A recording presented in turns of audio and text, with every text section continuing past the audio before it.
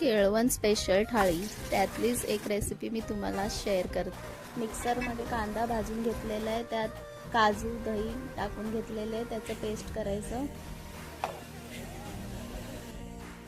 आणि हे पेस्ट झालेलं आहे।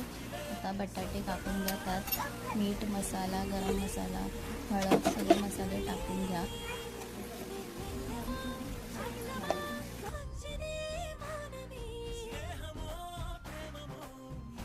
त्यानंतर एका पॅनमध्ये तेल टाका आणि ते बटाटे फ्राय करून घ्या।